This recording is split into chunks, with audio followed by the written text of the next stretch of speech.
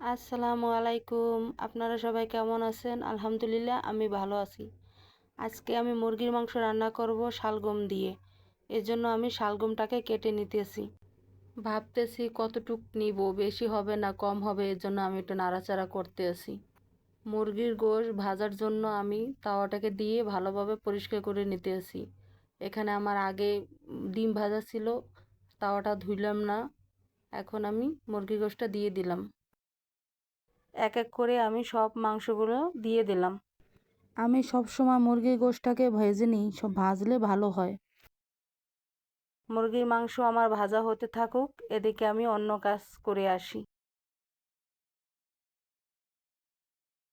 এখানে কিছু মুরগির মাংস তেল ছিল, ওটা আমি আবার দিয়ে দিলাম।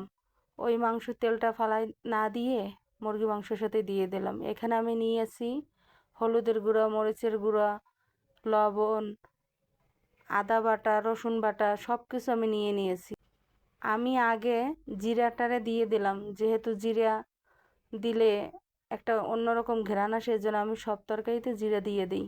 এখন আমি শালগমটাকে ভালোভাবে কষাই নেব, যেহেতু একটু শক্ত শালগম, এজন্য আগেই আমি শালগমটাকে কষাই নেব। শালগম কষানো শেষ হলে আমি মুরগির মাংসটা দিয়ে দেব। ভালোভাবে আমার শালগমটা কষানো হয়ে গেছে। আমার যতক্ষণ মনে চাইছে আমি ওভাবেই কষাইছি। এখন আমি মুরগির গোশটা দিয়ে দিলাম। মুরগির গোশ ও শালগম দিয়ে ভালোভাবে আমি কষাই নিব। আজকে কিন্তু পেঁয়াজও আমি বেটে নিয়েছি।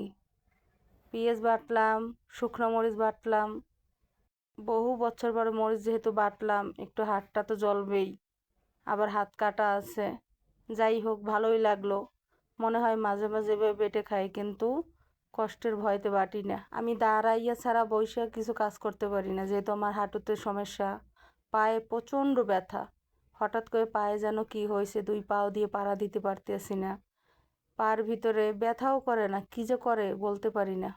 দুই পা শুধু চিলিক মারে। ডাক্তারের কাছে গেছিলাম, ডাক্তার ওষুধ দিছে।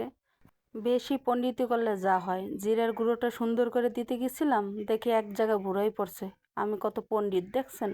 তো আমার রান্না বাড়া শেষ, খাবার খেতে চলে আসলাম। এখানে আমি মিষ্টি কুমড়া ভাজি করছিলাম, সেটা দিলাম। কালিজিরা ভর্তা, মুরগির গোশটা দিয়ে দিতেছি। এই তরকারিটা উঠাই দিতেছি আপনাদের ভাইয়াকে। সে যেহেতু মুরগির গোশটা কম খায়, তাকে বেছে বেছে গিলা, কলিজা এগুলো দিতে আসি। মুরগির গোশ দিয়ে শালগম রান্নাটা কেমন হয়েছে আপনারা সবাই আমাকে বলবেন।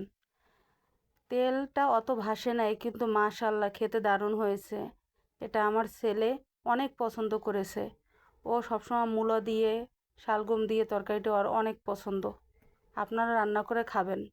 যদি আমার এই ভিডিওটা যদি কারো একটুও ভালো লাগে, অবশ্যই লাইক করবেন। পাশে থাকা বেল বাটন চাপ দিয়ে দিবেন নতুন যারা আছেন।